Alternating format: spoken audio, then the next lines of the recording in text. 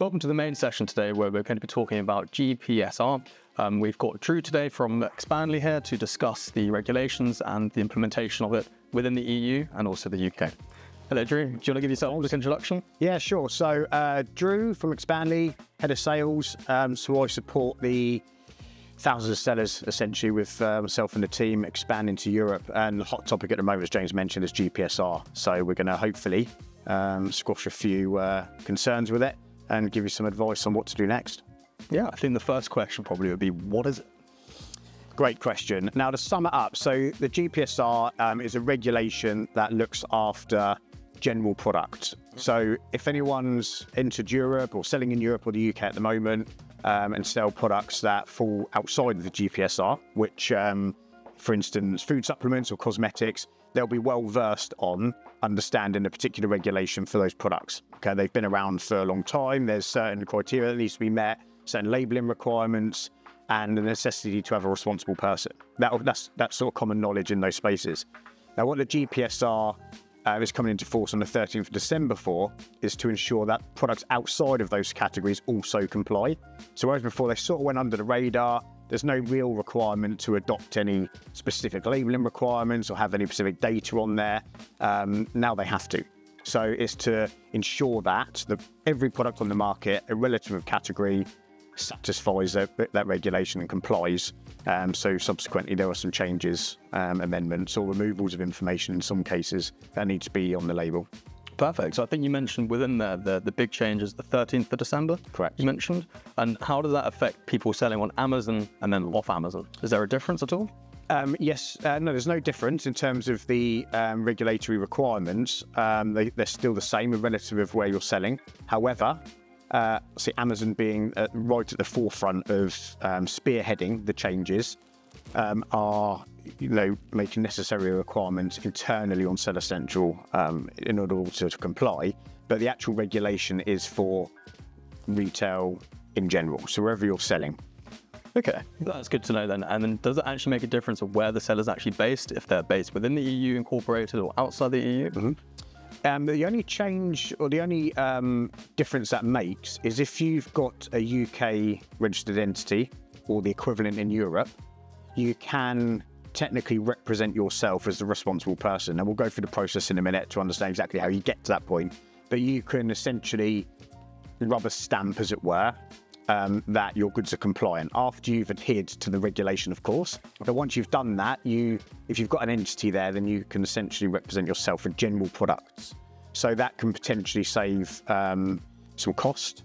It can obviously educate internally, provided you've got the right resource and you're competent and confident is the two key pieces of terminology here. So if you're happy to do that, then depending on where you're based, you can represent yourself. If you're outside of those regions, so for instance, you run a business outside of Europe and that's where your legal entity is. We use America as an example. If you've got an LLC in America and you're selling in Europe, then you need to have a European-based representative to support you. And again, I'll use the words again, competent and confident. They need to ensure that they're fully equipped to understand the regulation and subsequently put their name to it. Okay, so primarily sellers can represent themselves if they're incorporated within the region. Yep. But that can take time and there's a lot of cost. It's a lot of capital to set that up initially. And there's obviously a few tax implications.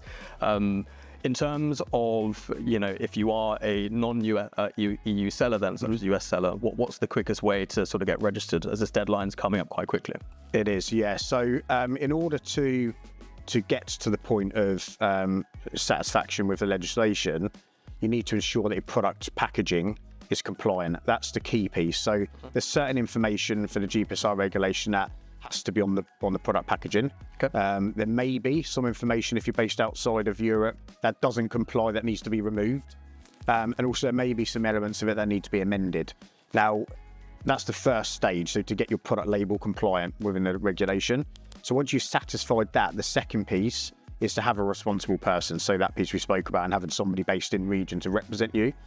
Those are the two pieces that adhere to it. So providing you've got them, your product label compliant, get some expert support in that field. If you haven't got the resource internally to be able to understand that, and then you present your product then with a responsible person, and then that those details will go on the packaging. and into Seller Central in the instance of Amazon and other marketplaces. Excellent. Okay. And what are the common sort of hurdles that sellers are going to experience in that first step of getting the product label compliance sorted?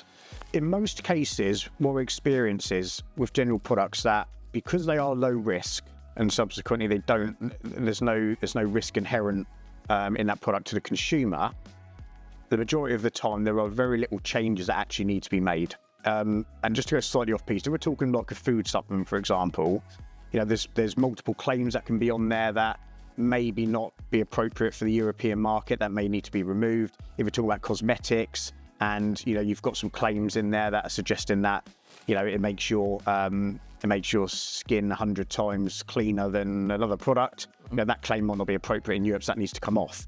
In the instance of general products, because those sorts of claims aren't typically made, if we use an example like one I often use as a coaster for a cup. Yep. Yeah, it's basic. We know what its use is.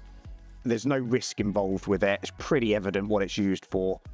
So therefore, it's unlikely that the seller or manufacturer is going to put anything on the label that's going to not adhere to it. So once they've produced their label and it's now compliant, and the added information will be the responsible person, some manufacturing information, and details of what the product is and what its use is, then they'll be compliant. Now, I've got slightly off piece there, but with products that don't necessarily have that, an example of that is a reseller. If they're reselling, Adidas shoes. Adidas shoes, yeah, great example. So it's reselling Adidas shoes. Typically, when you buy them from a shop, they're going to come in a nice box. It's going to have Adidas logos, it's going to have their branding, it's going to have all the manufacturer's information, it's going to have a responsible person, it's going to have size, it's going to have all those pieces. The seller who's reselling them may not have all of that information on there. They might just come in a plain white box with the Adidas shoes in. Yes, you know what you're buying because you've purchased it, but the box itself, how it's presented to the consumer, might just be plain. It might have very little information on it. And that's the point when there is going to have to be some relabeling, some adjustment of the packaging in order to comply. That's a great point. So when it comes to resellers or distributors who are, looking to retail products like Adidas or, even Nike, for example, do they need to be fully responsible for that product label compliance and all the other sort of requirements behind it? Yeah, absolutely. So the regulation states that the manufacturer, now the terminology is a bit skewed in my opinion, but the regulation states that the manufacturer, which in this case is the person presenting it to the market, so the seller, they need to adopt that regulation. So whilst Adidas might have their own, well, they will have, they're represented in UK and Europe or internationally, so they're going to adhere to all of these regulations themselves. It doesn't matter. It's the seller of those products, whether they're buying from a distributor or they're buying from a warehouse outside of that, then they need to make sure that they comply. So one responsible person for Adidas won't instantly feed out to everybody else who's selling them. Okay, so it's quite similar to, let's say, the other requirements within Europe, such as EPR, where if you are the merchant bringing the goods onto the market, you are held responsible. Absolutely. Yeah. So I think the final question, just to wrap this up then, if sellers don't comply by, I think you mentioned the 13th of December, what's the outcome? What's going to happen? So two things. I just want to touch on the regulation and how it impacts marketplaces. So marketplaces are now being held responsible for ensuring that their sellers are compliant. So that's why, particularly if you're an Amazon seller, you'll notice that there's a lot of activity on Amazon surrounding making sure your goods are compliant, and you need to enter certain documents, or you need to confirm or not that your goods comply, and subsequently enter a responsible person's details. So they're being held responsible. So what that means as of the 13th of December is if you don't enter that information into the platform, then you'll be delisted, is a short answer, which of course is catastrophic. But outside of that, see, the regulation is live in its own right. So if you're putting goods onto the market that are non-compliant, then you run the risk of whatever that consequence may be. And, there'll be multiple consequences, I'd imagine, fines, legal disputes. But it is important to note that whilst this deadline is the 13th of December, if you already have product that is in region and it's imported and selling already, providing you satisfy the platform you're selling on and enter the right information and confirm that your products do comply, but they may not have all the information on there, you can sell through that stock. So a lot of questions we're getting at the moment is, well, I've got 10,000 units in Europe, and to relabel or to have it all returned to me to readjust, it's going to be, one, expensive, and two, just problematic in general. So it's important to know that stock can be sold, and subsequently you don't need to be too concerned about that, but just don't send it in after the 13th of December only for non-compliant. Of course. So in effect, the rules and regulations are allowing stock to be sold that's in region. Anything new being imported will need to adhere to that sort of compliance. Yeah. I think that's critical to note. If there are any sort of questions, then of course, put them in the chat later for the Q&A, or of course do reach out to Expandly. So Drew, Sure. Thank you for your time today. No problem. And I hope all of you have taken something away from this.